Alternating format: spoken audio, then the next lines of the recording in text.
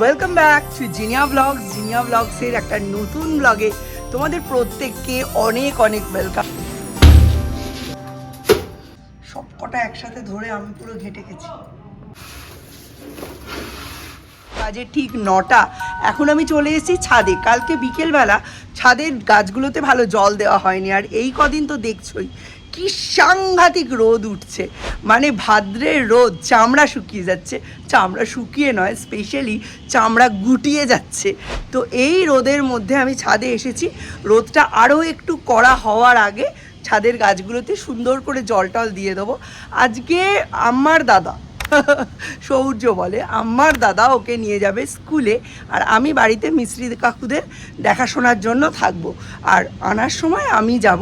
আজকে থেকে শুরু হচ্ছে সৌম্যর হাফ ইয়ারলি এক্সাম, ক্লাস 11-এর হাফ ইয়ারলি এক্সাম। আর দীপ ক্লাস 11-এর অ্যাডিশনালি যে সাবজেক্টটা নিয়েছে সেটা হচ্ছে কমার্শিয়াল আর্ট। আমি খুব একটা বেশি এটার সম্বন্ধে জানি না। আমি যখন স্কুলে দেখা করতে গিয়েছিলাম কল্যাণী সেন্ট্রাল মডেলে, তখন আমি বেশ কিছু 11-12-এর ছেলেপুলেকে ওখানে গল্প করতে দেখি, গ্রুপ ওয়াইজ, কিছু ছেলে কিছু মেয়ে। আমি ফর্ম ফিল আপ করার আগে, সবার আগে তাদের প্রত্যেকের সঙ্গে কথা বলেছিলাম যে তারা কী অ্যাডিশনাল নিয়েছে, আর এতে তাদের কি সুবিধা হয়েছে কি অসুবিধা হয়েছে। প্রত্যেকে এক স্বরে আমায় বলেছিল, আন্টি কমার্শিয়াল আর্টটা দাও ওকে, দেখবে ও খুব ভালো স্কোর করে বেরিয়ে যাবে। দীপ কিন্তু এমনিতেই হিস্ট্রি পড়তে ভীষণ ভালোবাসে, যে কারণে একটা সময় আমায় অনেক ট্রল শুনতে হয়েছে, ছেলে তো হিস্ট্রি নিয়ে পড়বে, ছেলে তো আর্টস নিয়ে পড়বে। আমি বলছি না আর্টস নিয়ে পড়া খারাপ, তারা মনে করতো খারাপ। সে যাই হোক, চলো আজকে এইগুলোকে দিয়েই গোপালের সেবা করব, এগুলো তুলে নিয়ে যাব। আর আজকে কমার্শিয়াল আর্টের পরীক্ষা, ওদের 10 কালার্সের আর পেন্সিল শেডের সব মিলিয়ে টোটাল 10টা ছবি রেডি করতে বলা হয়েছে প্রজেক্টের জন্য। ওরা যেহেতু নিট অ্যাসপিরেন্ট, ওরা খুব একটা গুরুত্ব দিয়ে এগুলো কেউই করেনি। লোকটা ফোনটা নিয়ে গেছে, বয়সটা করে নিয়ে ইকুলে গিয়ে আবার চান করে ফোনটা দিয়ে দেবে। এটা অনেক ভালো, এদেরকে লাইক করি।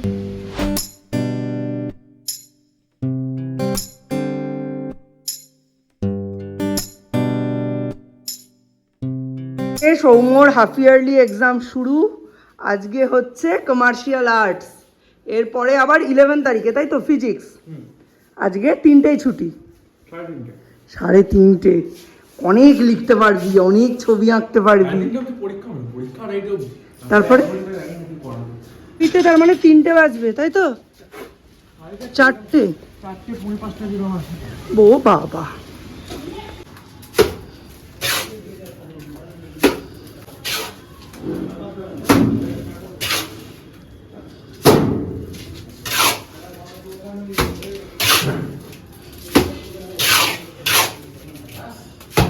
কি করছো?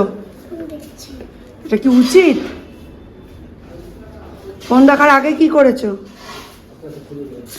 কি করেছো ফোন দেখার আগে? উপরে পড়াশুনো করেছো? অমনি টোটোয় আজকে দাদার সঙ্গে স্কুলে যাচ্ছে। বিশাল জোর কদমে কাজ শুরু হয়েছে। দুজন রাজমিস্ত্রি, একজন জোগাড়ে দাদা এসছেন, দুজনে দুদিক দিয়ে শুরু করেছে। আজ আমি অবস্থা কাহিল। যে রান্নাঘরের সমস্ত জিনিস দোতলায় উঠবে, তাই তাড়াতাড়ি করে প্রেসারে একটু ভাত বসিয়ে নিয়েছি। রান্নাঘরের অবস্থা এখনই সঙ্গীন, সমস্ত জিনিস এতদিন রান্নাঘরে ঢুকেছে, এবার রান্নাঘর থেকে যাবে ওপরে। চলো এখন সৌর্যকে আনতে যাচ্ছি।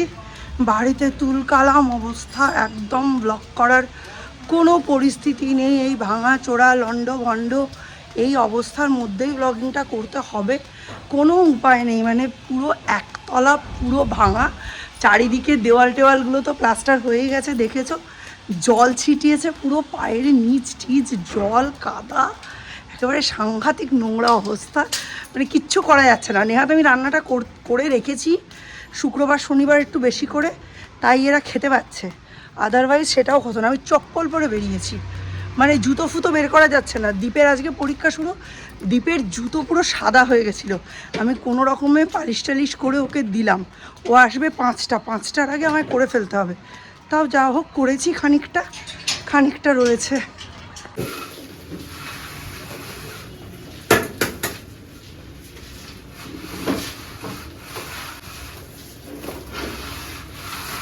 দুর্নিবার গতিতে কাজ হচ্ছে, সাংঘাতিক।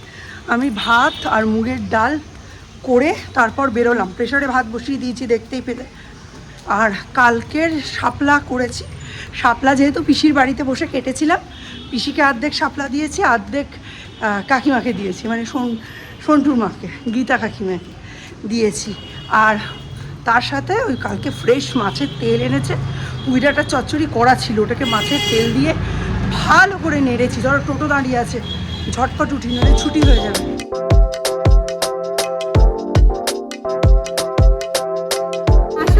না এসছি, পিসেমশাইকে দিয়ে পাঠিয়েছি।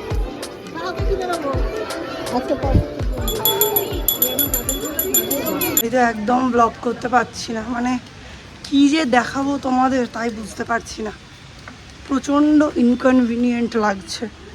যাই হোক, আজকে প্রচণ্ড দ্রুতগতিতে কাজ হচ্ছে।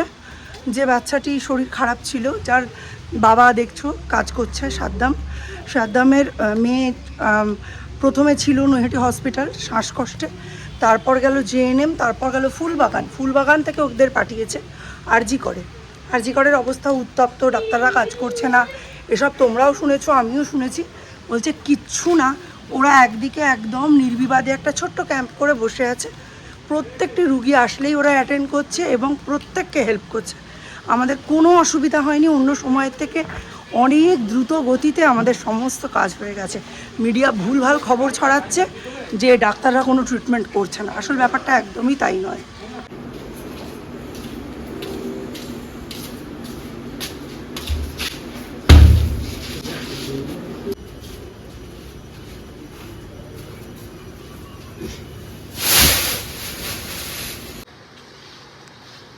বিশাল গরম আর সাংঘাতিক রোদ।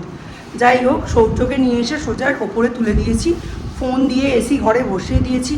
এই কটা দিন কিচ্ছু করার নেই, ওর ফোনের অ্যাডিকশন বাড়লেও আমার হাতের বাইরে সব কিছু। এই যে একটা গামছা নিয়ে ঘুরছি, মুখটুক মুছছি, এত ঘাম আর এত ধুলো।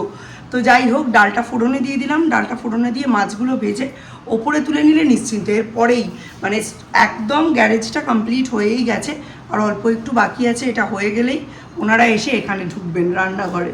তো আজকে লাইফে ফার্স্ট টাইম বলতে গেলে শাওয়ারে চান করছে। কেমন লাগলো সূর্য?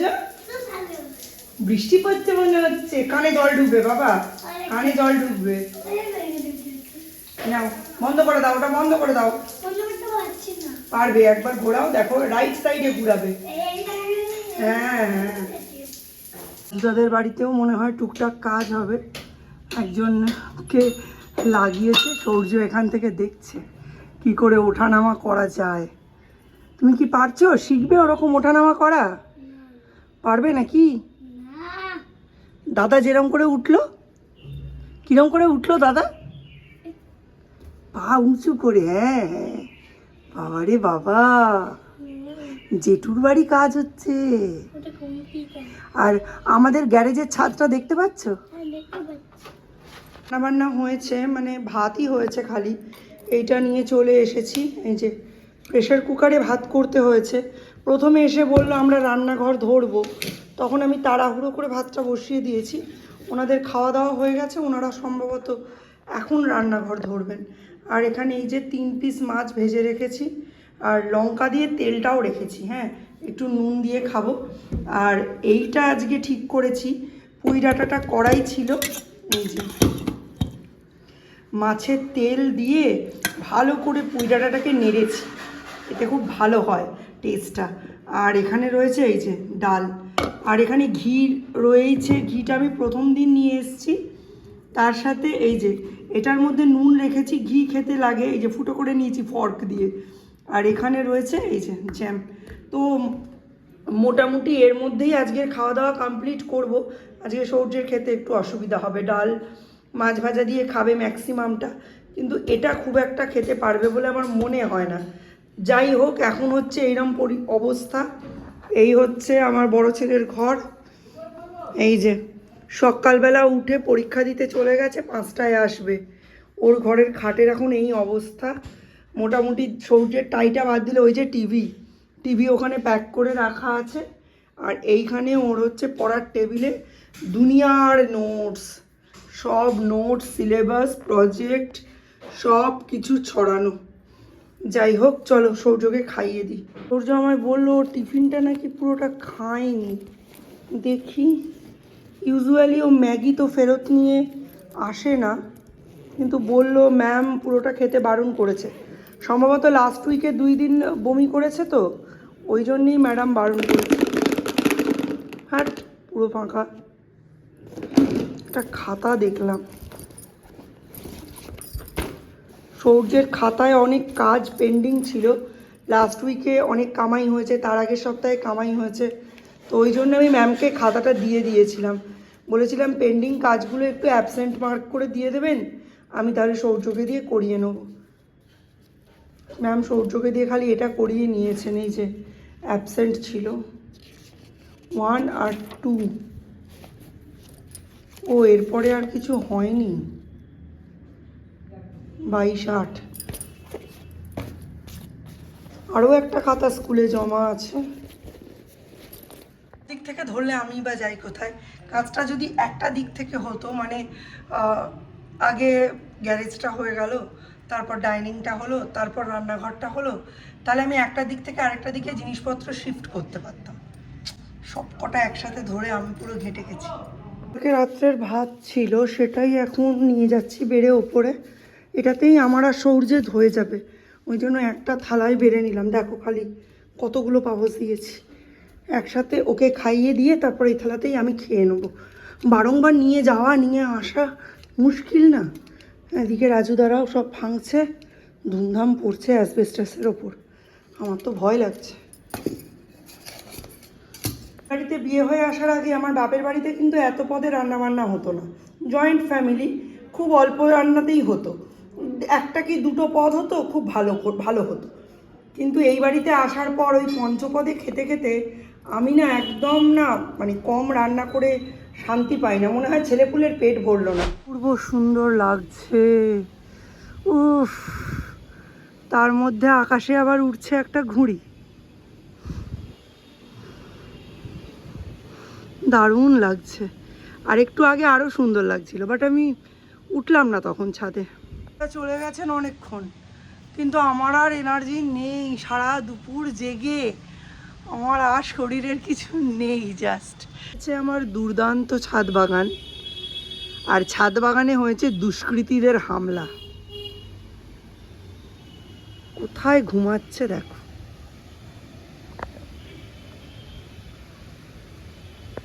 সন্ধেতে এইগুলো দিয়ে পুজো দেব।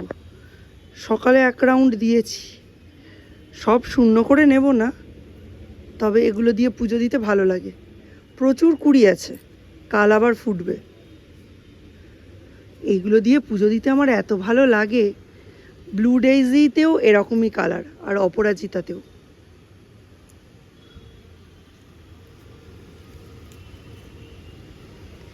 এক হাত কাণ্ড দেখো। লাফ দিয়ে চলে যা, যা লাফ দিয়ে চলে যা।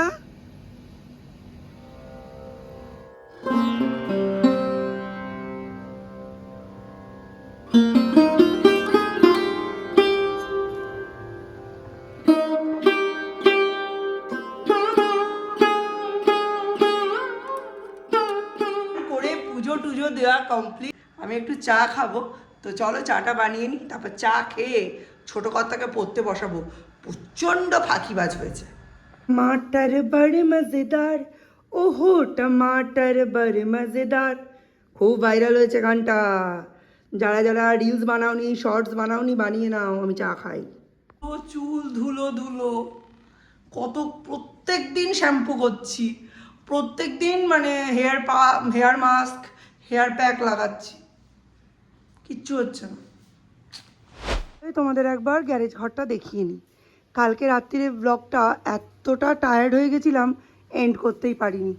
এই হচ্ছে একদম সাইডের ওয়াল, আর এখানটা বসবে গ্রিল, এই জায়গাটায় গ্রিল থাকবে। পরবর্তীকালে দীপ যদি গাড়ি কেনে, বা দীপ যদি এটাকে ডিসপেন্সারি টাইপের কিছু করতে পারে, ডাক্তার হতে পারে, তাহলে এই জায়গাটার ওয়ালটা ভাঙা পড়বে। এখন এই তুলসী মণ্ডপের জন্য আমরা এটাকে এগোতে পারলাম না। আর এই দিকেও একটা গেট বসবে, গেটটা গ্রিলের গেটই হবে, আর ছাদে তো এই যে দেওয়াই হয়ে গেল। এই হচ্ছে ব্যাপার।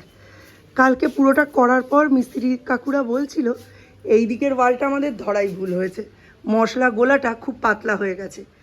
এত সুন্দর ওদের ব্যবহার, তার মধ্যেও দেখো ঠিক সুন্দর বুঝতে পেরেছে। এই দেখো কি অবস্থা, এবার এটা খুলে পড়ে গেছে, এটাকে আজকে ঠিক করবে।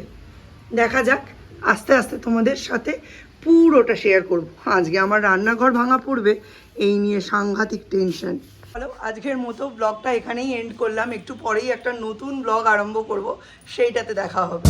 Tata, bye bye, have a nice. Check the mic and make sure it sound right, boys.